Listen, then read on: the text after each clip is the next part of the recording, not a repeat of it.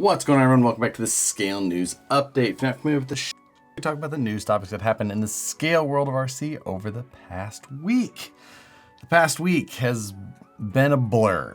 The last 3 weeks have been a blur, but we've got a good amount of topics for this week to discuss. So if you enjoy the Scale News Update every week, hit the like button now so you don't forget. Let's jump into this week's topics.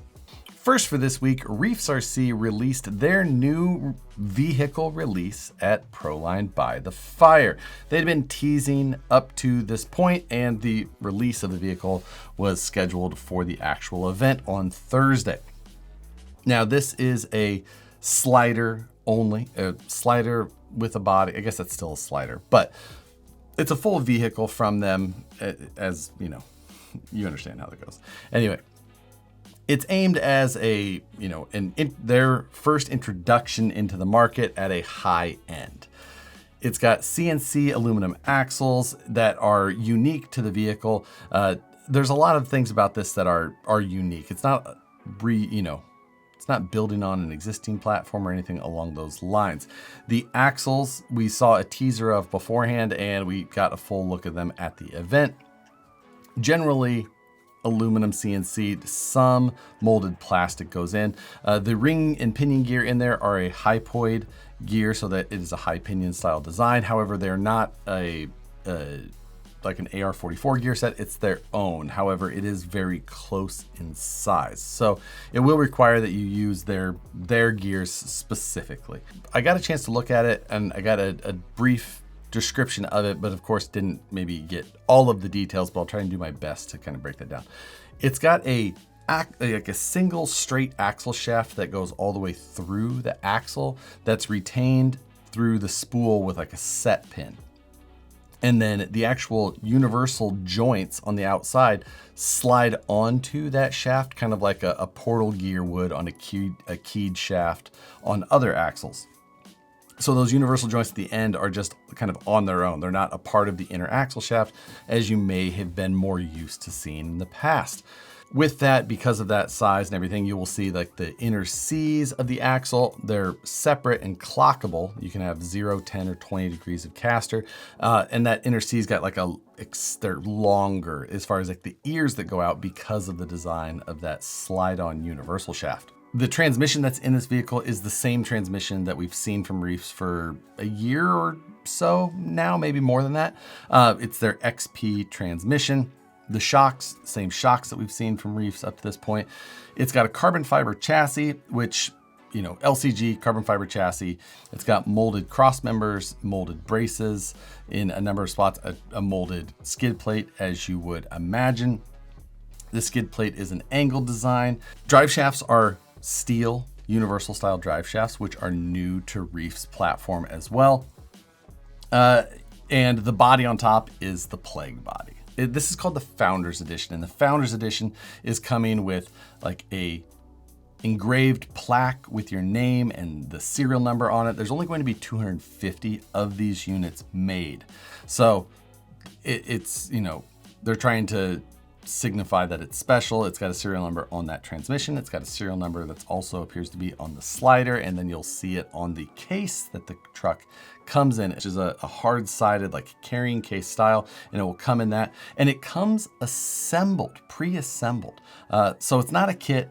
Personally, I would have liked to have seen a kit version instead.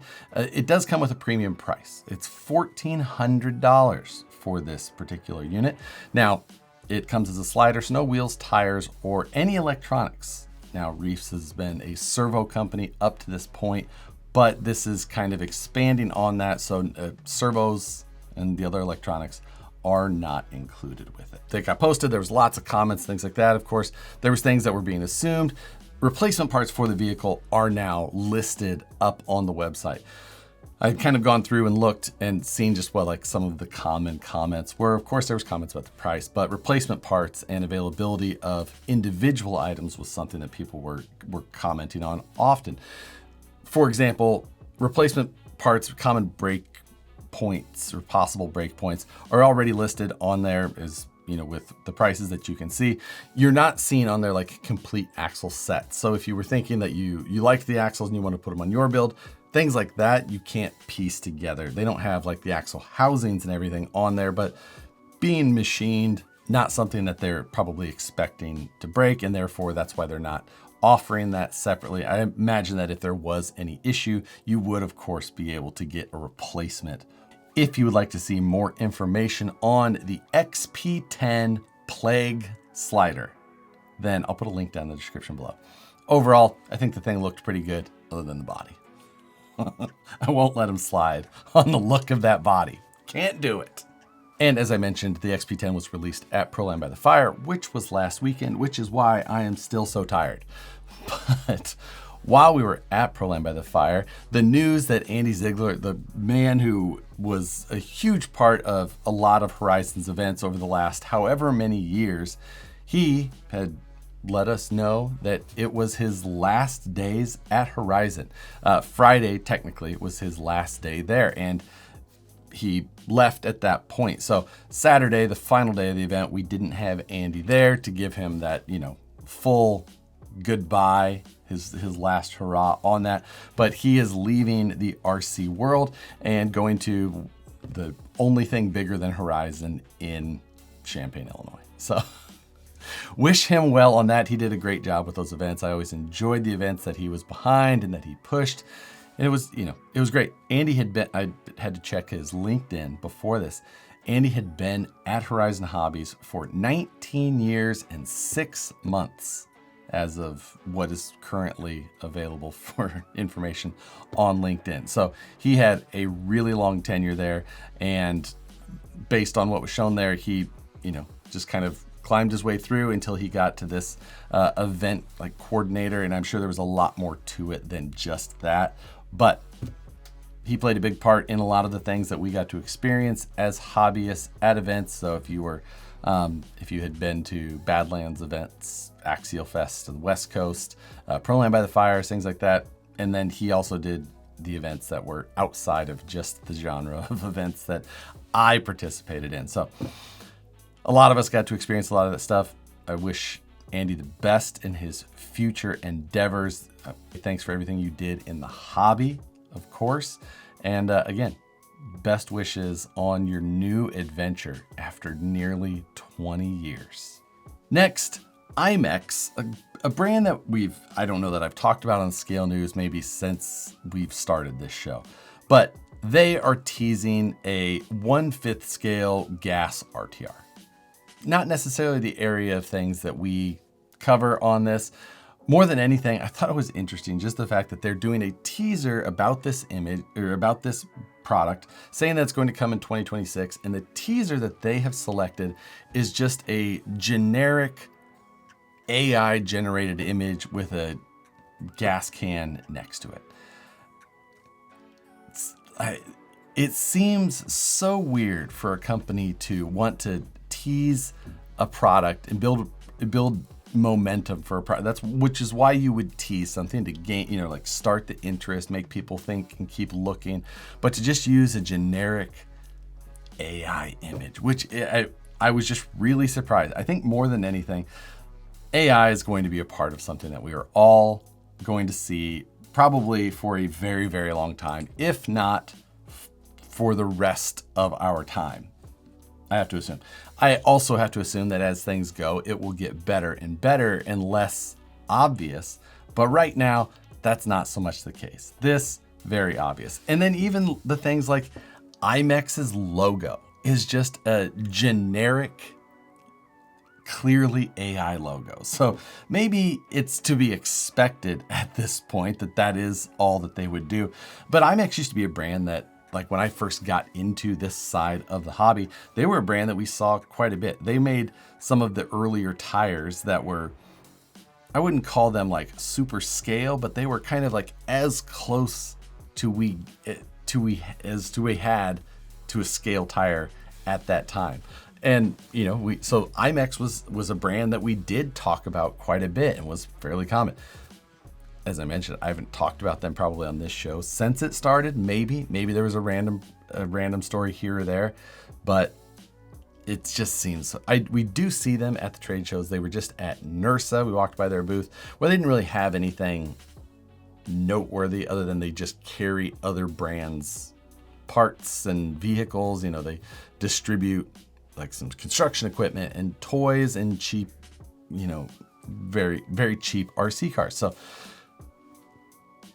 the way that they had posted this was like, oh, this is going to be like a new chapter, something big, like, but it doesn't make me, it doesn't build me full of hope when this is the approach they take. Next, a new one from FTX. This, another teaser. I like teasers myself. I know that some people just would rather have the release and it's out there, but I like teasers. I do think that I'm the person that it does build some interest for me. And this one from FTX RC is just some headlights in a dark area. But of course, as we do, throw it into Photoshop, turn the exposure up, wreck the contrast, try and figure out if there's any details you can see. And in this case, you can see across the lower fascia of this car, it says Fastrax.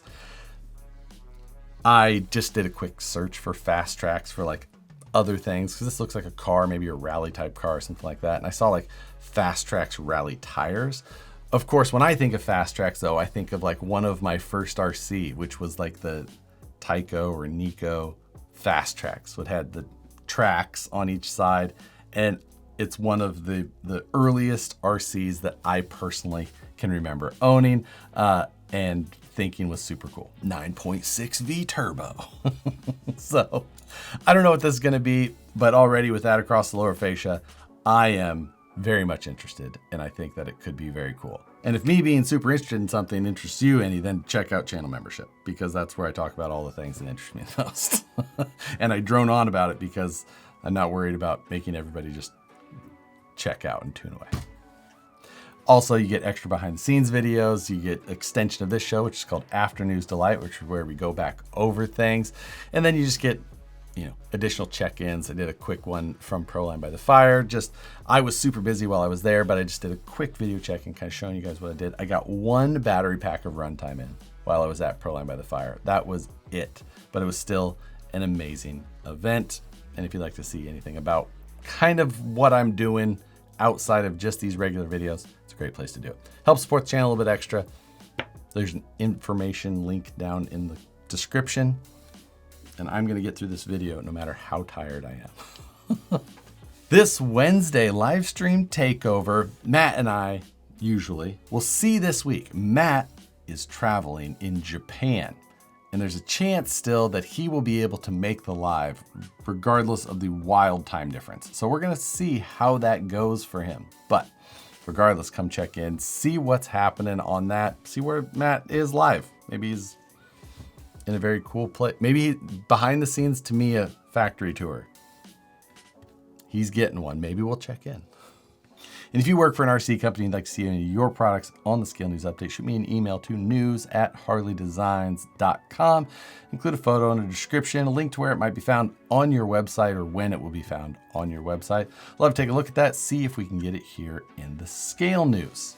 Also new over the last week, Vanquish Products released a carbon fiber version of the S25 chassis, which is the one that comes on the VRD Mullet, the latest release from Vanquish on the vehicle side. Simple upgrade, replacing the aluminum frame rails with the new carbon fiber version, as this is different from the VRD carbon or the VRD stance chassis that you've seen in the past. So along with that, also the new stance cab only body is also available separately outside of that VRD Mullet kit. So if you're looking for just the cab version, in stock, available to purchase now. Also, during the release of the VRD Mullet, I had done a 3D printable bed that I had on the back, and I had mentioned that I was going to get that uploaded so that you guys could download. That's finally done. However, it's not on my website. It's on the Vanquish website in the new 3D prints tab, which you will find a link to down below. You can go there, download that bed. It's free. So if you want to download it, throw it on the back. It is for the S25 chassis only, which is, again, the new chassis that comes on the VRD Mullet. It won't be something that will fit appropriately onto the older VRD carbon bodies or chassis, anything like that. So Make sure you note that, but you can download that. There's a link down below to take you to that page. You can find where to download it, click download, have that thing ready to print in no time. But if you don't have a 3D printer and you want a bed for the back of a VRD mullet anyway, DSM Offroad just released a bunch of VRD S25 chassis specific options, including front inner fenders, a rear bed, a bunch of things that are worth taking a look at. DSM Offroad offers 3D prints for all kinds of different things, but he does them at a really reasonable cost. Design is always nice. And again, the cost for what he offers these things for seemed super reasonable. So if you don't have a 3D printer or you just don't feel like doing it, go check out DSM. Next, something that we don't touch on very often on this show, but something that is applicable to the times right now, and that is the fact that there is a new updated proposed 100% tariff for parts produced in China at this point. It is again proposed, and the proposed date for taking effect is as of November 1st. We still have a couple of weeks until that happens. Hopefully that's not something that happens, as that does have a pretty big effect on a number of things in the RC industry, specifically electronics, and then a lot of times lower costs, and I mean even some higher costs items in the industry. So if we've seen price hikes in reference to these things here over the last 9 months. And this could definitely be another one based on what the current movement is. It could delay things. And as we get closer and closer to the end of the year, November and December are big years or big months for the RC industry, where we have new releases or new drops that are oftentimes trying to be planned to hit just before the Christmas season. It could just be a weird one for the holiday times, especially if that does go into effect. And as just a quick reminder, just in case you're not familiar, I don't allow any political discussion, debates, things like that to happen on the channel as far as in the comments or anything like that. So please, this is just an advance notice in case you hadn't seen, for that purpose. Moving on. That is the last of the news topics for this week. For this week's question. For many of us, we're getting close to coming into build season. The rain is coming, the temperatures are falling, leaves are falling, snow may not be far from, hitting the ground wherever you may be. With that in mind, do you have a winter build plan? Do you have grand goals, or are you just kind of feeling it out, trying to figure out what your next move may be? If you've got your next build thought in mind, put it into words and drop it in the comments below. Always enjoy hearing what people thinking about building next. Mentally starting a project, one of my favorite things in the world. Like, ooh, I know. So much. That's so much better even than the actual starting of a project. just the thoughts of it. Oh, so many thoughts.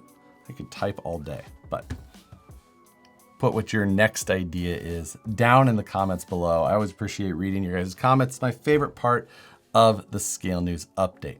But with that, that is going to do it for this week. I'm going to try and get this finished up, uploaded for you guys, and I need to sleep for 30 hours. So with that, as always, I appreciate you guys for watching every single week. Hit the like button if you haven't already. Subscribe if you're not. Channel membership's available if that's something that may interest you. But with that, as always, thanks again for watching, and we'll see you on the next one.